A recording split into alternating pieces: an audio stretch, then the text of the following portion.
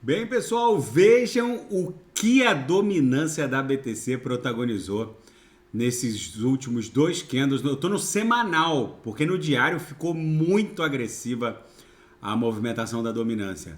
Até para a gente poder entender e fazer uma análise mais holística acerca de um potencial alvo para a dominância da BTC. Antes de analisar esse gráfico, que rompeu essa resistência brutal no patamar de 49% e está indo fortemente em direção à MM200, que aqui no semanal está em quase 53%, 52,78%. Antes de analisar esse gráfico, eu quero explicar para vocês que a dominância da BTC tem uma tendência geral de queda. Por que, Renato, a dominância tem uma tendência geral de queda?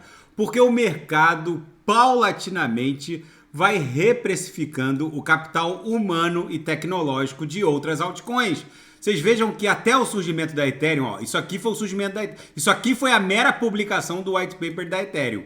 Toda essa queda da dominância de 99% para bizarros 35% foi o início daquele boom de ICOs que aconteceu a partir do primeiro semestre de 2017, que se arrastou até o segundo semestre de 2017, começo de 2018, que gerou essas dezenas de milhares de altcoins que existem hoje. Boa parte delas surgiram a partir de ICOs, de token sales ultimados dentro da rede Ethereum através de um token ERC20. Mas antes do surgimento da ETH, a dominância ficava ali entre 98% e 99%, batendo quase 100%. Nessa época, se a gente fosse lá na CoinMarketCap e colocasse a lista das altcoins, eram mais ou menos 30 altcoins. Hoje são 25.853 altcoins. Mas eram 30 altcoins. Era basicamente BTC, LTC...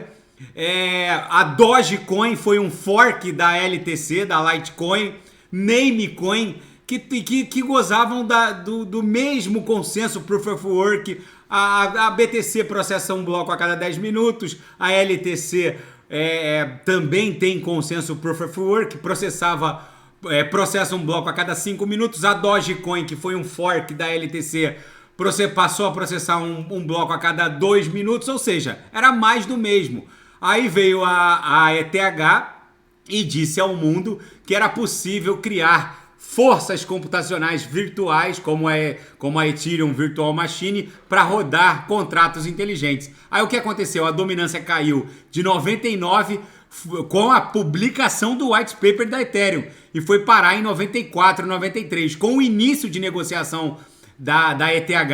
E o mainnet da Ethereum full operacional, aí veio aquele boom de ICOs que gerou essa queda na dominância. Aí a dominância se recuperou, foi buscar a MM200, ficou aqui namorando a MM200, chegou a avançar para cima dela, depois caiu de novo, porque aí surgiram a terceira e quarta gerações de blockchains, Polkadot, Kusama, Zilliqa, com tecnologia de sharding. E aí a dominância foi lá beirar de novo os 30 e poucos por cento. Só que agora, com todo esse boom regulatório, com toda essa artilharia das agências estatais mirando ecossistemas que vão desromper a maneira como dados e riquezas circulam mundo afora, a dominância volta a ganhar musculatura. Então, na minha leitura, 52%, 53% fica como sendo um próximo alvo. Eu não achei que a gente fosse transpassar essa resistência em 49%, mas passou forte. A dominância basicamente transita por cima da upper aqui no canal de Keltner, então ela só deve encontrar um ponto de inflexão relevante na média móvel de 200 períodos. A dominância tem uma tendência de queda no longo prazo, mas agora no médio e curto prazo a gente vai bater 53% sim. Daqui a pouco eu volto, vou fazer ETH, Binance Coin, Atom, Polkadot, Kusama, e quem quiser sugerir é só colocar nas mensagens abaixo. Grande abraço, até daqui a pouco.